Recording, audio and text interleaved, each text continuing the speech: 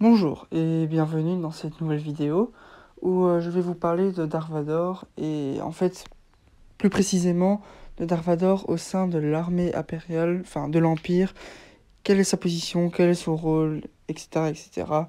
Quels sont ses avantages aussi, et c'est ça que je vais vous expliquer dans cette vidéo. Avant de commencer, je tiens à préciser que j'ai reçu une notification de YouTube qui me prévient que je ne peux pas mettre de sondage dans mes vidéos à partir du 10 juin. Je ne sais pas si c'est vrai, je ne sais pas pourquoi.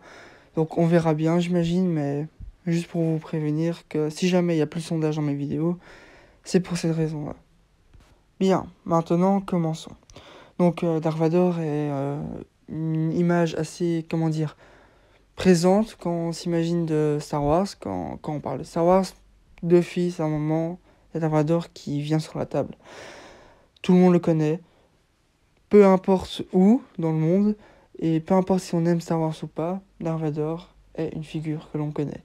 Et c'est peut-être parce que c'est considéré comme le meilleur méchant d'un film qui a déjà été créé. Mais quel est son rôle au sein de l'Empire? Qu'est-ce qu'il fait? Qu'est-ce qu'il a? Et ça, c'est pas vraiment toujours très clair. Pourtant, c'est très simple. Donc laissez-moi vous expliquer. Tout d'abord, il a son propre vaisseau, qui s'appelle le Devastator. Et il n'a pas vraiment quelque chose de particulier, mais c'est son vaisseau à lui. C'est lui qui le commande, et son nom c'est le Devastator. Donc voilà, comme ça vous savez. Et il est de classe d'un destroyer impérial basique. Donc voilà. Ce vaisseau-là, vous le reconnaîtrez notamment de la scène culte d'entrée de Star Wars, c'est-à-dire dans l'épisode 4, Un Nouvel Espoir, ouverture de l'écran, fin du générique du début. On voit un vaisseau passer, qui se fait tirer dessus et qui tire en arrière. Et là, boum, premier destroyer stellaire de classe impériale qui apparaît. Première fois qu'on le voit. Et c'est majestueux. Bon, les effets sont un peu pourris, mais c'est l'époque en même temps. Mais cette scène est tout simplement culte. C'est la scène que moi je vois quand je pense à Star Wars. C'est la première scène que j'ai vue quand j'ai regardé Star Wars. Et c'est culte. Dans un film déjà beaucoup plus récent, mais avec une scène tout aussi, comment dire, sympa à voir, c'est l'arrivée sur Scarif du Dévastateur. En effet, les rebelles commencent à gagner, ils ont réussi à transporter les secrets de l'Empire sur leur vaisseau principal, et là, ils s'apprêtent à fuir, quand tout d'un coup, bam, même principe, Dévastateur qui rentre en scène.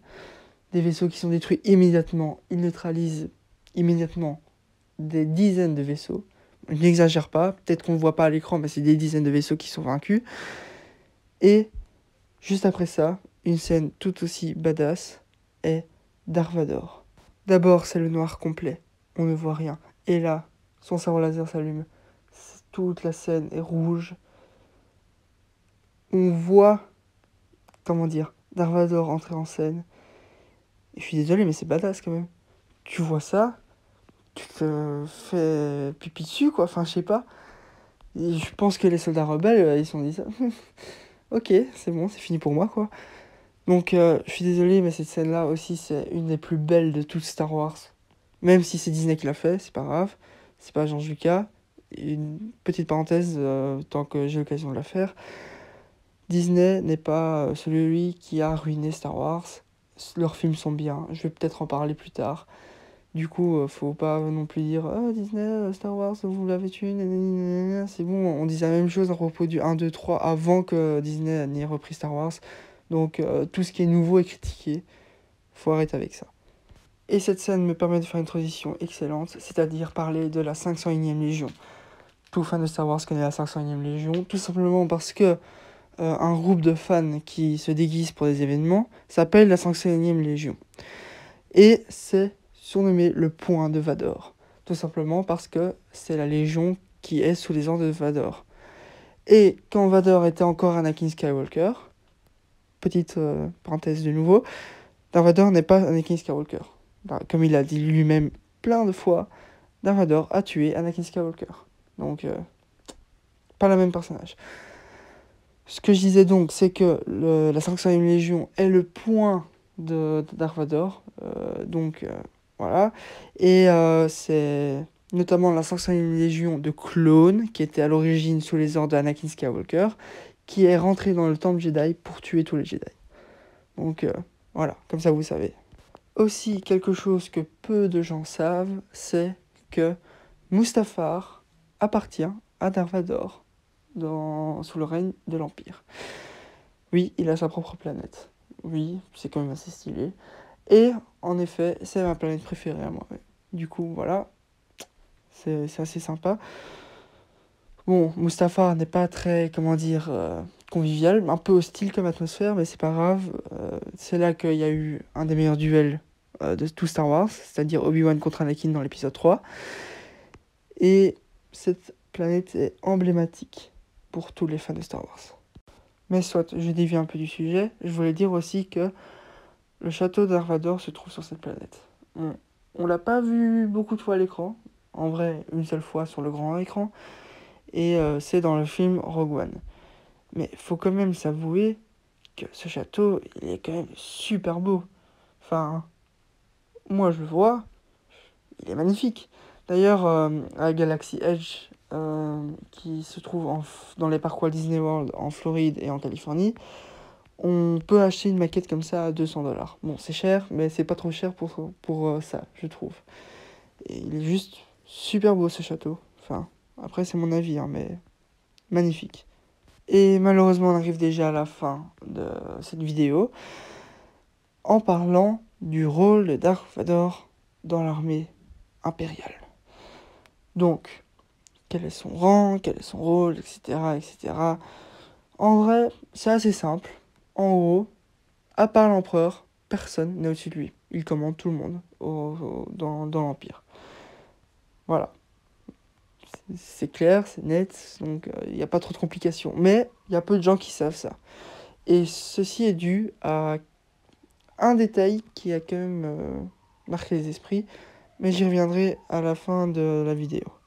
Donc, comme je viens de le dire, Dark Vador est au-dessus de tout le monde au sein de l'armée impériale. C'est pourquoi, dans cette scène assez connue de l'Empire contre-attaque, il n'hésite pas du tout à juste exécuter un amiral. Un amiral, quand même, c'est pas n'importe qui au sein de l'armée, enfin voilà. Mais bon, allez, il a mal fait son job, boum, on le tue. C'est assez radical, mais au moins, ça taille sa réputation. Et je suis désolé, il est comme ça.